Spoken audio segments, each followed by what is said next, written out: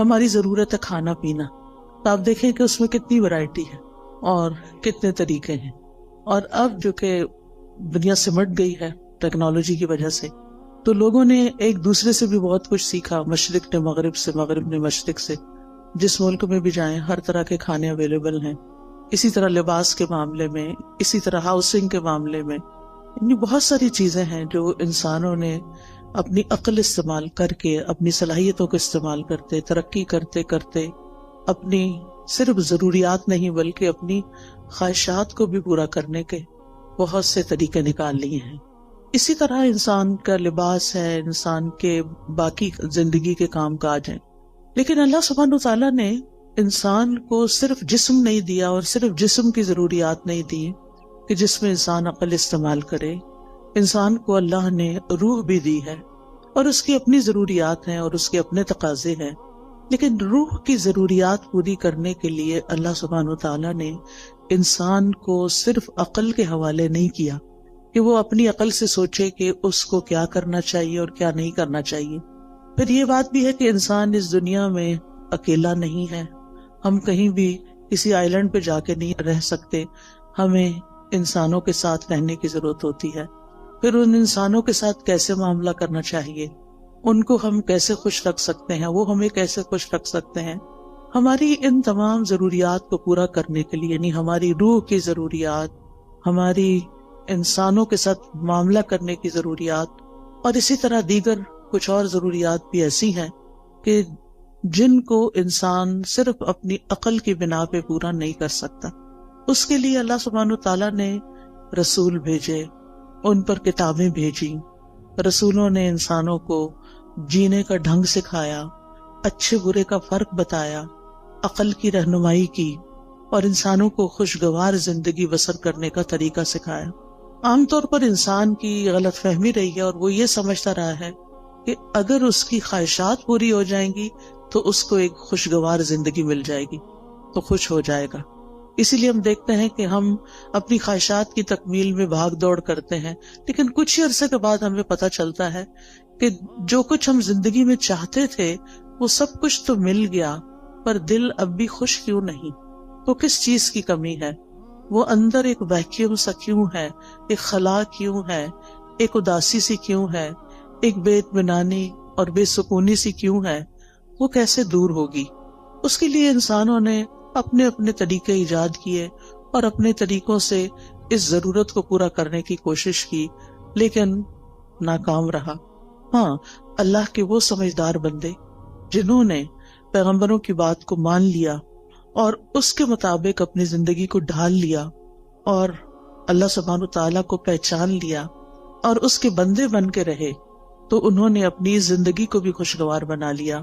اور پھر انہوں نے یہ جان لیا کہ زندگی صرف یہ نہیں ہے، یہ تو ایک امتحان کے لیے، زندگی تو اس کے بعد شروع ہوگی. لہٰذا انہوں نے اس زمین پر وہ کام کیے کہ جس سے ان کی دنیا بھی سنورے اور عاقبت بھی سنورے. بہرحال آج میں کچھ وہ باتیں آپ سے کروں گی کہ جس سے آپ کو اس دنیا میں اچھی سی زندگی بسر کرنے کے کچھ اصول، کچھ ضابطے ہاتھ آئیں، تاکہ ہم یہاں بھی سکون سے زندگی بسر کر سکیں، اور بحیثیت مسلمان چونکہ ہمارا ایمان ہے کہ مرنے کے بعد ہم دوبارہ اٹھائے جائیں گے. جیسے اللہ تعالیٰ نے پہلی دفعہ پیدا کیا، اس کے لیے کچھ مشکل نہیں کہ وہ ہمیں دوبارہ بھی پیدا کر دے. یعنی دوبارہ کی زندگی کا ثبوت کیا ہے؟ پہلی دفعہ پیدا ہونا. یہ زندگی دلیل ہے اس بات پر کہ مرنے کے بعد ایک اور زندگی بھی ہو سکتی ہے، اور ہم سب دوبارہ اٹھائے جائیں گے. اور جب اٹھائے جائیں گے پھر اللہ تعالیٰ کے حضور پیش کیے جائیں گے، اور پھر ہمارے اعمال تولے جائیں گے، اور پھر اس کے مطابق ہمارا ٹھکانہ بنے گا. کچھ لوگ جنت میں جائیں گے، کچھ جہنم میں جائیں گے. جنت میں جانے والوں کے بھی درجات ہیں اور جہنم میں جانے والوں کے بھی درکات ہیں. عربی زبان میں درجہ کہتے ہیں جو اوپر کو چیز جاتی ہے، اور درک کہتے ہیں جو نیچے کو جاتی ہے. ان المنافقین فی الدرک الاسفل، یعنی سب سے نچلے گڑھے میں منافق ہوں گے. تو کچھ لوگ جنت میں جو جائیں گے، جنت میں بھی ان کے درجات ہوں گے. جنت کے بارے میں ایک روایت میں آتا ہے کہ اس کے 100 درجے. کچھ لوگ پہلے درجے پہ ہوں گے، کچھ 20ویں پہ ہوں گے، کچھ 30ویں پہ، اور کچھ آخری جنت الفردوس میں ہوں گے. اور یہ درجات کس بنا پر ہوں گے؟ قرآن مجید میں آتا ہے لِكُلٍّ دَرَجَاتٌ مِّمَّا عَمِلُوا، ہر ایک کے درجات ہیں اس کے مطابق جو انہوں نے عمل کیے، یعنی جیسے عمل ہوں گے، جتنے عمل ہوں گے اس کے مطابق درجہ ملے گا۔ دنیا میں بھی انسان جیسے جتنی کمائی کرتا ہے، محنت کرتا ہے، کام کرتا ہے، اتنا مال اکٹھا کر لیتا ہے۔ عمل کا بھی یہی حال ہے، جتنا انسان عمل کرتا ہے، کوشش کرتا ہے، اور اس کے مطابق پھر آخرت کے درجات کما لیتا ہے۔ اب یہ ہماری اپنی چوائس ہے کہ ہم اپنے لیے کیا چاہتے ہیں۔ بہرحال خوشگوار زندگی بسر کرنے کا پہلا اصول یہی ہے جو قرآن نے ہمیں دیا ہے کہ انسان عمل صالح پر، نیک کاموں پر، خیر کے کاموں پر توجہ کرے اور ان کو بجا لانے کی کوشش کرے۔ اس میں سورۃ النحل میں دیکھتے ہیں، آیت نمبر 97 ہے، من عمل صالحا من ذکر او انثى وهو مؤمن فلنحيينه حياة طيبة وَلَنَجْزِيَنَّهُمْ أَجْرَهُمْ بِأَحْسَنِ مَا كَانُوا يَعْمَلُونَ۔ جو کوئی نیک عمل کرے گا، جو بھی کوئی اچھا کام کرے گا، خواہ مرد ہو یا عورت ہو، شرط یہ کہ وہ مومن ہو، وَهُوَ مُؤْمِنٌ فَلَنُحْيِيَنَّهُ حَيَاةً طَيِّبَةً، تو ہم اس کو ضرور عمدہ زندگی بسر کروائیں گے۔ حیات طیبہ، یہ آخرت کی بات نہیں ہو رہی، یہ دنیا کی بات ہو رہی ہے کہ دنیا میں بھی اس کو ایک اچھی پیور لائف ملے گی، صاف ستھری زندگی ملے گی، اور اس کا تعلق انسان کے ظاہر سے بھی ہے اور انسان کے دل سے بھی ہے۔ اور پھر اس کے بعد وَلَنَجْزِيَنَّهُمْ أَجْرَهُمْ، ان کو ان کے اعمال کا بدلہ بھی ضرور دیں گے، بِأَحْسَنِ مَا كَانُوا يَعْمَلُونَ، اس بہترین طریقے پر جو وہ عمل کرتے تھے، یعنی جس کوالٹی کا، جس درجے کا وہ عمل کرتے ہوں گے اسی درجے کے مطابق ان کو وہاں بدلہ بھی دیا جائے گا۔ اس لیے ہمارا فوکس اس بات پر ہونا چاہیے کہ ہم اپنی زندگی میں نیک اعمال کی طرف متوجہ ہوں، لیکن نیک اعمال سے پہلے ایمان ضروری ہوتا ہے، یعنی ہمیں اپنے ایمان پر کام کرنے کی ضرورت ہے۔ وہ مؤمن شرط ہے، اگر ایمان نہیں ہے تو آپ دیکھیں اچھے کام تو دنیا میں ہر کوئی کم کوئی زیادہ اچھے کام کرتا ہے، بلکہ بہت سے نان مسلم ایسے ہیں جو شاید مسلمانوں سے بھی زیادہ اچھے کام کر رہے ہوں، انسانیت کی بھلائی کے کام کر رہے ہوں، لیکن وہ فائدہ نہیں دیتے جب تک کہ وہ اللہ کے لیے نہ کیے جائیں اور اللہ پر ایمان لا کر نہ کیے جائیں۔ ایون مسلمان بھی اگر کوئی اچھا کام کرتا ہے لیکن اللہ کے لیے نہیں کرتا تو اس کا فائدہ نہیں ہوتا اس کو۔ اگر وہ اپنا کام دکھاوے کے لیے کر رہا ہے، دوسروں کو خوش کرنے کے لیے کر رہا ہے، تو اس کا وہ فائدہ نہ ہوگا۔ لہذا پہلا کام کیا کرنا ہے ہمیں کہ ہمیں اپنے ایمان پر کام کرنا ہے۔ ہمیں دیکھنا ہے کہ ہمارا ایمان کس کس چیز سے بڑھتا ہے اور کس کس چیز سے بڑھے گا۔ لہذا بہت ضروری ہے کہ ہم وہ کام کریں جس سے ہمارا ایمان بڑھے۔ اس میں آپ دیکھیں کہ ہم میں سے ہر شخص اپنے دل کی کیفیت کو تو سمجھتا ہے، ہم میں سے ہر ایک کو پتا ہے کہ کس کام کے بعد میری اندر کی فیلنگز اچھی ہو جاتی ہیں، میری اللہ سے محبت بڑھ جاتی ہے، مجھے لوگوں سے کوئی شکوے شکایت نہیں رہتے، مجھے صبر کرنا آ جاتا ہے، مجھے شکر کرنا آ جاتا ہے، مجھے لوگوں کے رویوں سے بے نیازی آ جاتی ہے، دنیا کے غم ہلکے ہونے لگتے ہیں۔ وہ کون سی چیز ہے؟ اس راز کو پائیں۔ جس نے اس راز کو پا لیا وہ کامیاب ہو گیا، کیونکہ بہت سے لوگ بھٹکتے رہتے ہیں اندھیروں میں، سب کچھ جاننے کے باوجود بھی ان کو یہ نہیں پتا چلتا کہ ان کے دل کا چین، سکون، اطمینان، خوشی کس چیز میں ہے۔ سب کچھ ہوتے ہوئے بھی وہ پریشان کیوں رہتے ہیں، سب کچھ ہوتے ہوئے بھی کسی چیز کی کمی کا احساس کیوں رہتا ہے۔ لہٰذا ہم میں سے ہر ایک کو مختلف چیزیں ٹرائی کرنی چاہیے، تجربہ کرنا چاہیے۔ وہ کون سی بات ہے، وہ کون سا کلام ہے، وہ کون سی مجلس ہے، وہ کون سا انسان ہے، وہ کون سی محنت اور کوشش ہے کہ جس کے بعد مجھے ایک سیٹسفیکشن نصیب ہوتی ہے، اور جس چیز کے بعد آپ کو ملے اس چیز کو پھر دوبارہ دہرانا چاہیے۔ وہ قرآن مجید کا پڑھنا بھی ہو سکتا ہے، وہ اللہ کا ذکر بھی ہو سکتا ہے، وہ بندوں کی خدمت بھی ہو سکتی ہے۔ اگر یہ سارے کام اللہ کی خاطر ہو رہے ہوں، کسی کو دکھانے کے لیے نہ ہو رہے ہوں، وہ صدقہ خیرات بھی ہو سکتا ہے۔ نبی صلی اللہ علیہ وسلم نے فرمایا کہ تم آگ سے بچو خواہ کھجور کا ایک ٹکڑا، یعنی پوری کھجور بھی نہیں، بشق تمرہ، شق کہتے ہیں یعنی اگر جب اس کو دو حصوں میں توڑا جائے تو وہ ہر دو حصہ شق جانب، یعنی اس کا ایک پیس جو ہے کھجور کا ایک پیس، اندر تو گٹلی ہوتی، اگر وہ پوری کھجور بھی نہیں دے سکتے، آدھی کھجور دے کے بھی تم اس کو پا سکتے ہو، یعنی آگ سے بچ سکتے ہو، تو ایسا ضرور کرو۔ کہنے کا مطلب یہ ہے کہ ہم اپنی زندگی میں صرف اپنی خواہشات کی تکمیل نہ کر رہے، صرف اپنی خواہشات کے پیچھے نہ دوڑتے رہیں، بلکہ ان کاموں کے پیچھے جائیں، خواہ ان میں محنت لگتی ہو، خواہ ان میں تکلیف ہوتی ہو، خواہ ان میں کچھ قربانی کرنی پڑتی ہو، لیکن اس کے نتیجے میں ہمیں سکون قلب حاصل ہوتا ہو۔ امام ابن تیمیہ نے کہا تھا کہ انسان کے لیے ایک جنت دنیا میں ہے اور ایک آخرت میں ہے۔ جو دنیا کی جنت میں داخل نہیں ہوا وہ آخرت کی جنت میں داخل نہیں ہو سکتا۔ وہ دنیا کی جنت کیا ہے؟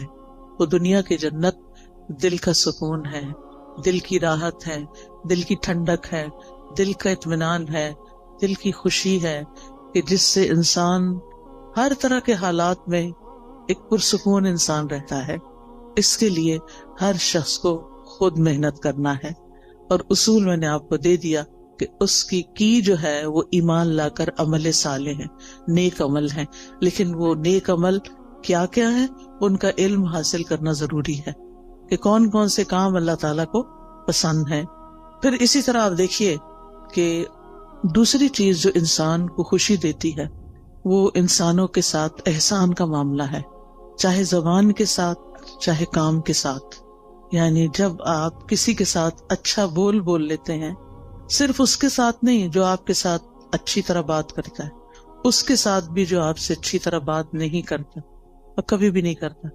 ہم میں سے ہر شخص کی زندگی میں کچھ لوگ ایسے ضرور ہوتے ہیں کہ ہم ان کے ساتھ اچھا کرتے بھی رہیں پھر بھی وہ ویسے ہی رہتے ہیں جیسے وہ ہوتے ہیں۔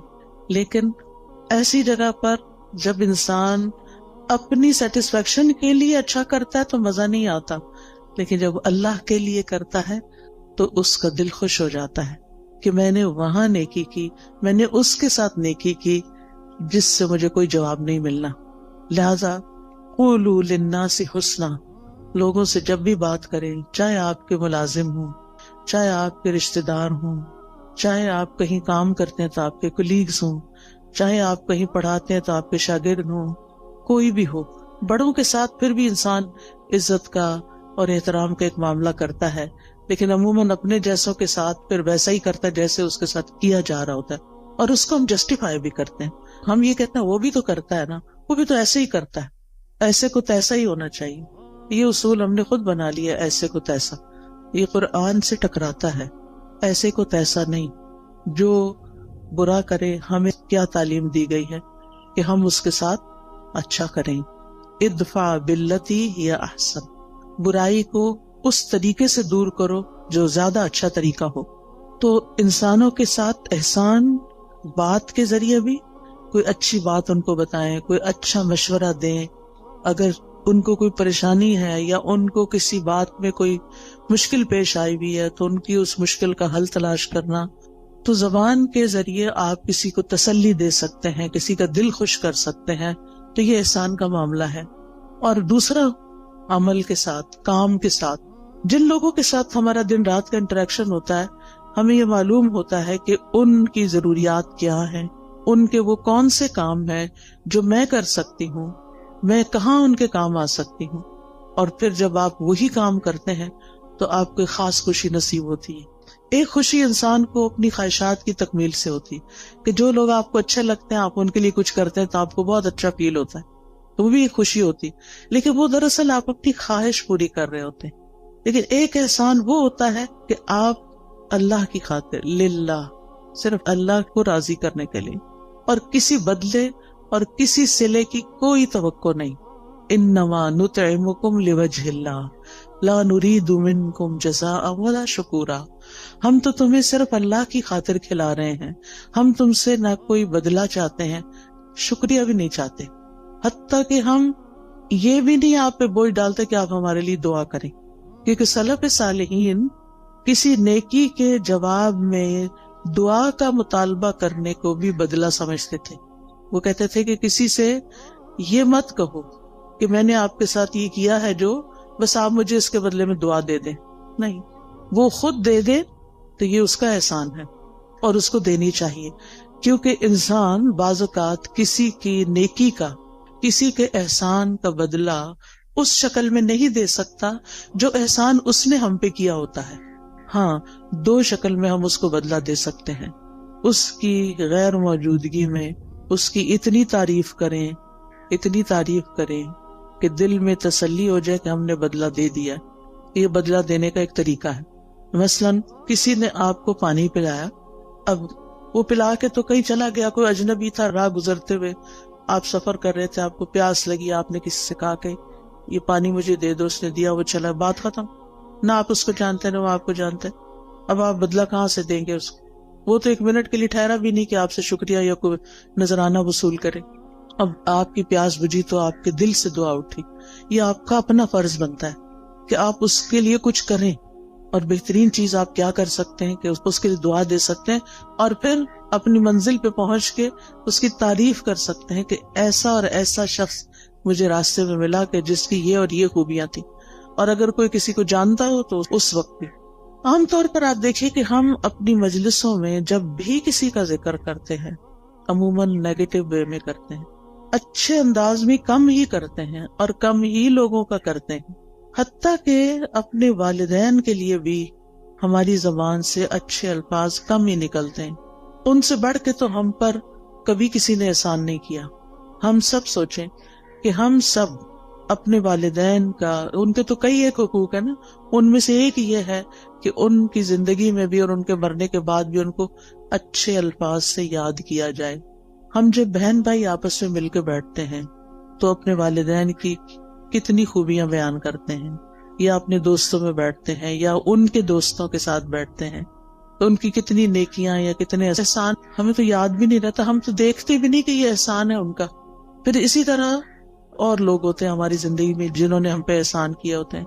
کوئی نانی دادی ہوتی ہے، کوئی اور ٹیچر ہوتی ہے، کوئی رشتہ دار ہوتی ہے، کئی لوگ ہوتے ہیں نا. ایک انسان جب گرو کرتا ہے، بڑا ہوتا ہے، تو کئی لوگوں کا اس میں ہاتھ ہوتا ہے.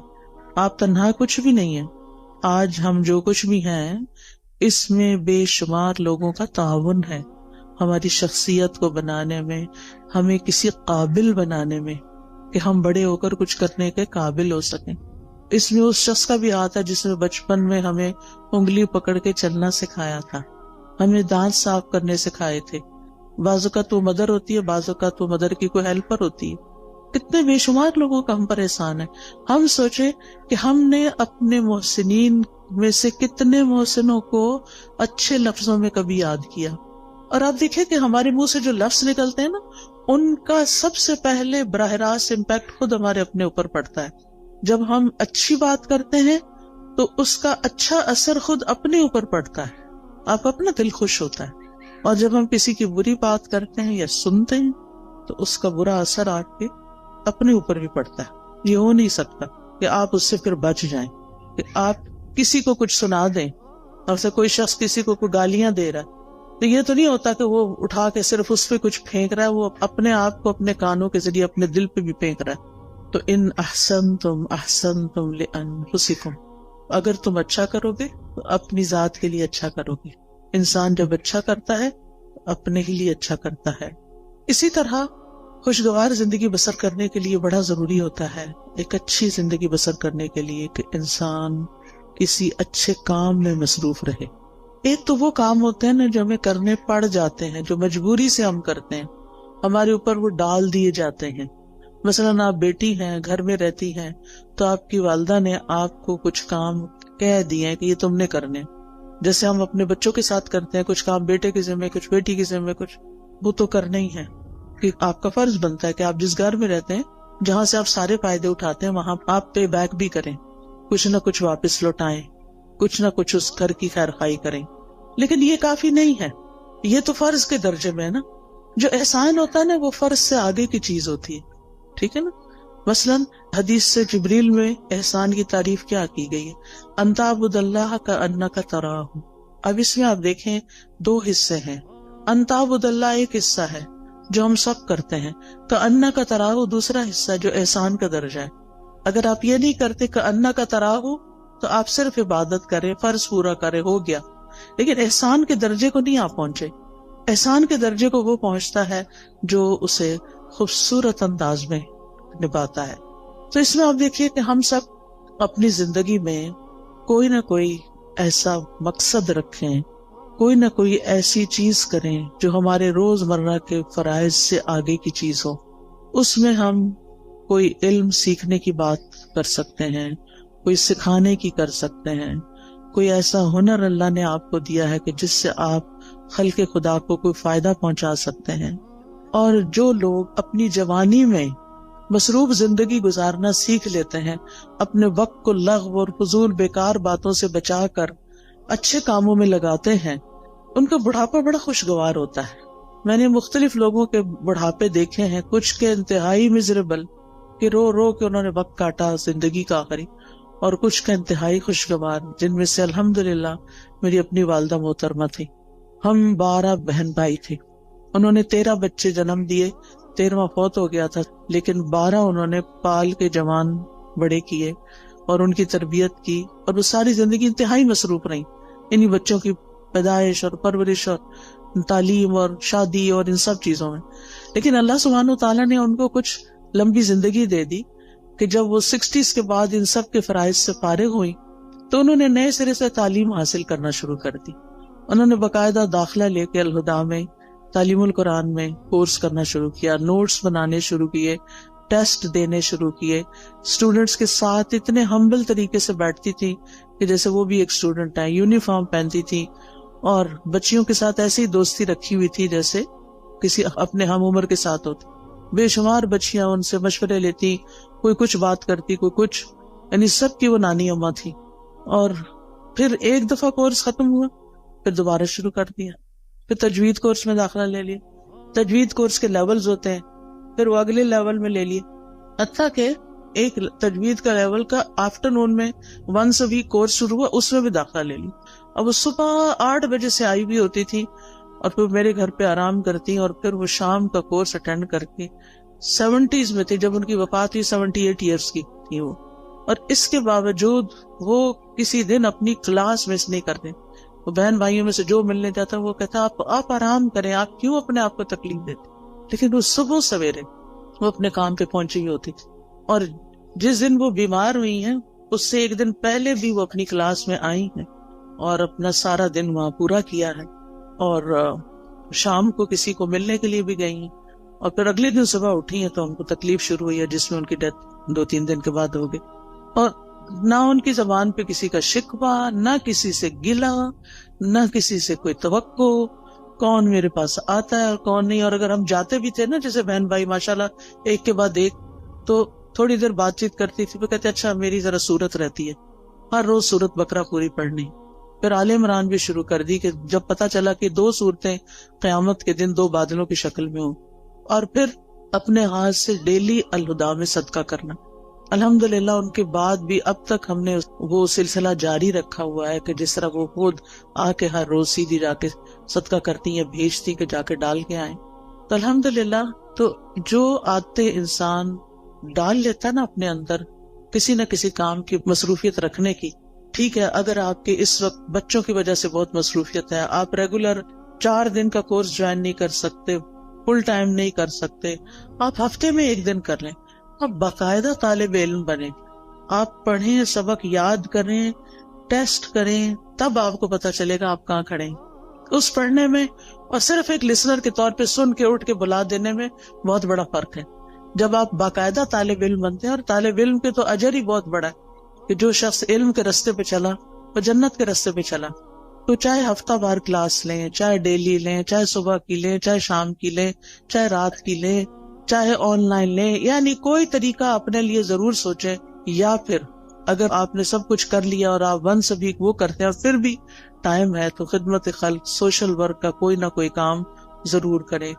غریب لوگوں سے جا کے ملیں، کچی بستیوں میں جائیں، جو ان پڑھ لوگ ہیں ان کو پڑھائیں، جو ضرورت مند ہیں ان کی ضروریات پوری کریں. نہیں آپ کے آس پاس بہت سے لوگوں کی آپ خدمت کر سکتے ہیں. تو جو کسی کے ساتھ احسان کا معاملہ کرتا ہے وہ احسان واپس اس پہ لوٹ کے آتا ہے، یعنی واپس آپ کی طرف ہی آئے گا. دنیا میں بھی آپ کو فائدہ دے گا، آپ کی زندگی خوشگوار ہو جائے گی، آپ کے غم دور ہو جائیں گے، اور آخرت میں تو فائدہ دے گا ہی دے گا. مسلمان کو جب قبر میں دفن کیا جاتا ہے، اور قبر کی تنہائی تو آپ کو پتہ ہے کوئی بھی ساتھ نہیں جاتا، اس وقت صرف عمل ساتھ جاتے ہیں. تو نماز اس کے سرانے کی طرف آ جاتی ہے، صدقہ خیرات اس کے، زکوٰۃ دائیں طرف آ جاتی ہے، روزہ بائیں طرف، اور صدقہ خیرات اور دیگر نیکیاں پاؤں کی طرف. لہٰذا کوئی بھی عذاب کسی طرف سے بھی آنے کا رستہ نہیں رہتا، اور وہ یہ چیزیں اس کو پروٹیکٹ کرتی ہیں.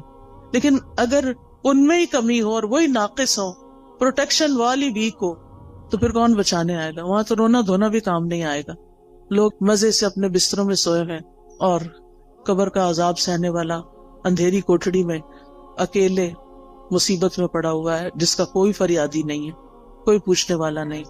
تو ابھی ہمارے پاس ٹائم ہے، ابھی ہماری زندگی ہے، کیوں نہ ہم ایسے کام کریں کہ اس دنیا میں بھی جئیں تو اطمینان کے ساتھ جئیں، اور آگے بھی اطمینان کے ساتھ رہیں. پھر اسی طرح آپ دیکھیں کہ ایک اور چیز کا آپ خیال رکھیں کہ ماضی میں جو کچھ ہو چکا اس پر غمگین نہ رہا کریں، ریگریٹس نہ کیا کریں بہت، بس توبہ کر لیا کریں. جو ہو چکا سو ہو چکا، اب وہ ہاتھ سے نکل چکا ہے. اب ہمارا معاملہ اللہ تعالیٰ کے ساتھ ہے، اور وہ غفور الرحیم ہے، رحمان الرحیم ہے. لہٰذا اس سے ہم اچھا حسن ظن رکھتے ہیں کہ وہ ہمیں معاف کر دے گا. لہٰذا جتنی بھی غلطیاں جو جانتے ہیں جو نہیں جانتے، ان سب پر ہم توبہ کرتے رہیں، استغفار کرتے رہیں، لیکن غم نہ کریں، کیونکہ بعضوں کے شیطان انسان کو غمگین رکھتا ہے. وہ کیا چاہتا ہے کہ انسان اسی طرح الجھتا رہے اپنے غموں میں اور کچھ نہ کرے. تو آپ نے اس کے پھندے میں نہیں آنا، اس نے کہنا کہ میرا معاملہ اللہ کے حوالے ہے، مجھے اپنے رب سے اچھی امید ہے. اور حدیث میں ہمیں کیا تسلی دی گئی ہے کہ اللہ اپنے بندے کے ساتھ کیسا معاملہ کرتا ہے، جیسا وہ اس کے بارے میں گمان کرتا ہے. اسی طرح مستقبل کا ہم غم فکر بھی نہ کیا کریں. میں ہمیشہ سوچتی ہوں جس رب نے اب تک پالا ہے، اب تک سنبھالا ہے، آگے بھی وہی رب ہے. جس چیز کے بارے میں بھی فکر آنے لگتی ہے تو میں اپنے مائنڈ کے اندر اس چیز کو ایسے ریپ کرتی ہوں، اور پھر میں کہتی ہوں اللہ تعالیٰ یہ آپ کے حوالے. جیسے موسیٰ علیہ السلام کی والدہ نے موسیٰ علیہ السلام کو ریپ کیا اور باسکٹ میں ڈالا اور دریا کی نظر کیا اور کہا یہ آپ کے حوالے.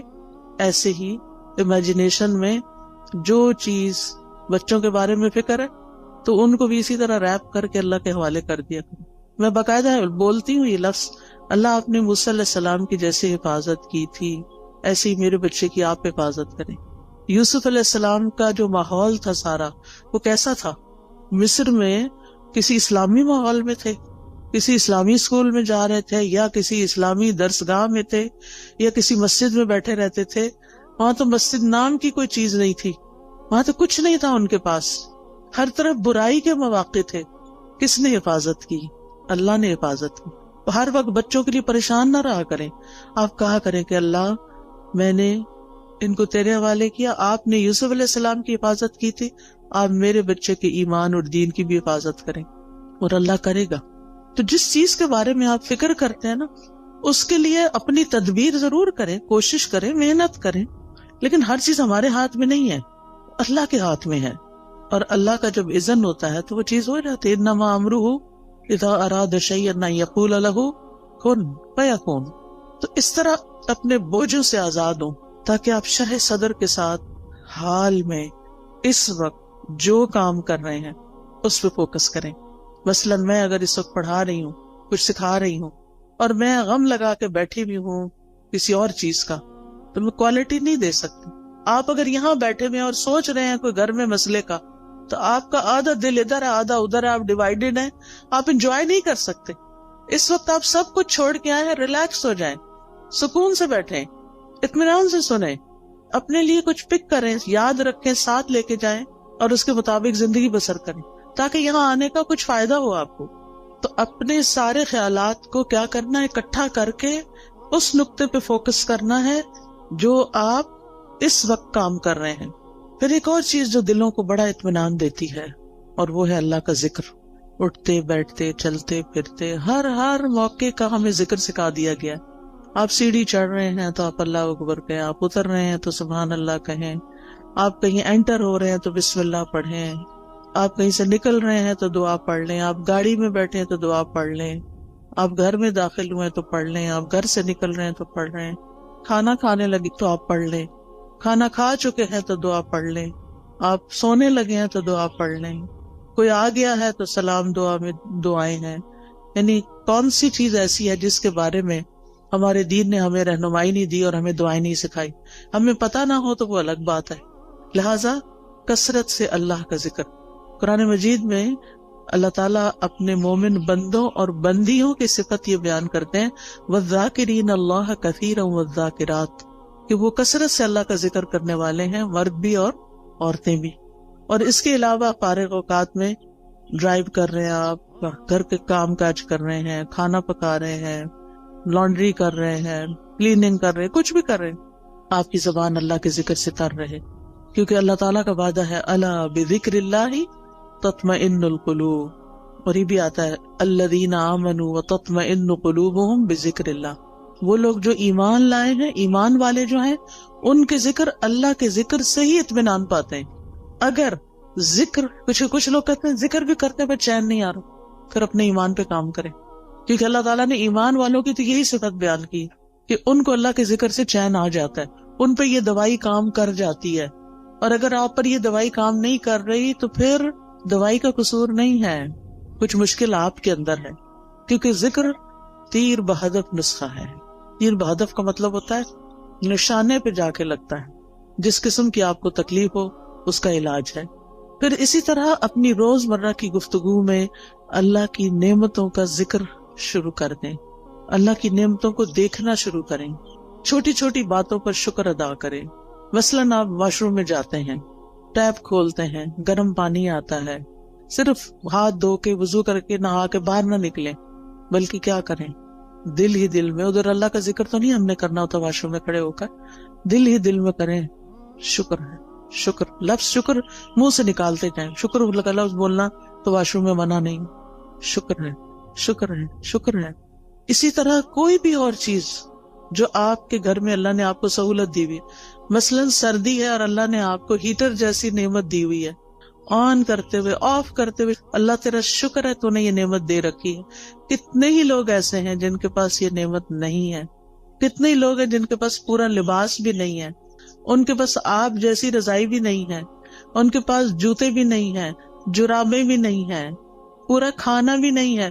ہمیں تو سردی لگتی ہے، کہتے ہیں چائے کا کپ پی لو سردی ختم ہو جائے گی، یہ فلاں حلوہ کھا لو، فلاں کتنی سوغاتیں ہم نے بنائی ہوئی ہیں سردیوں کی اپنی سردی کو دور کرنے کے لیے، کیسی کیسی نعمتیں اللہ نے دی ہیں۔ یعنی صرف کھانے کی حد تک تھوڑی رہتے ہیں ہم سب کہیں نہ کہیں سے کچھ نہ کچھ بچا کے کر کے ہم اپنے لیے کچھ نہ کچھ ایکسٹرا بنا لیتے ہیں۔ کتنے لوگ ہیں جن کے پاس یہ سب کچھ، پھر بھی ہم روتے ہیں کیونکہ ہم شکر ادا نہیں کرتے۔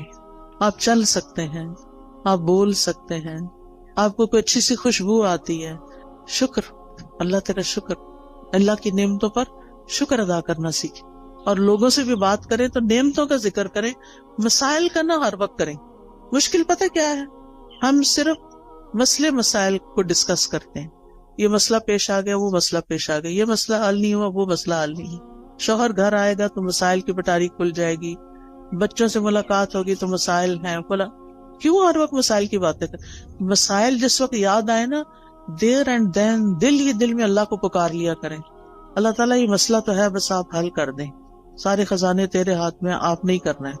اور واقعی ہم نے خود تو کرنا نہیں ہوتا، کوشش ضرور کریں، لیکن بندوں کے پاس حل کوئی نہیں ہے۔ بندے آپ کی طرح یا آپ سے بھی زیادہ کمزور ہوتے ہیں، جن بندوں پہ ہم ریلائے کر رہے ہوتے ہیں وہ بعض اوقات ہم سے بھی کمزور ہوتے ہیں۔ اسی لیے اللہ تعالیٰ نے قرآن مجید میں ایک مثال دی ہے، اللہ کے سوا جنہوں نے اور سہارے بنا رکھے ہیں، اولیاء بنا رکھے ہیں، مددگار سمجھ رکھے ہیں، ان کی مثال مکڑی کی طرح ہے جو ایک گھر بناتی ہے، اور گھروں میں سب سے کمزور گھر مکڑی کا ہوتا ہے۔ اگر مثال کے طور پر کہیں مکڑی کا جالا لگا ہوا ہے اور آپ ذرا سلپ ہونے لگے، پکڑے ذرا جالے کو، سہارا دے گا آپ کو؟ نہیں، کمزور ہے وہ جالا۔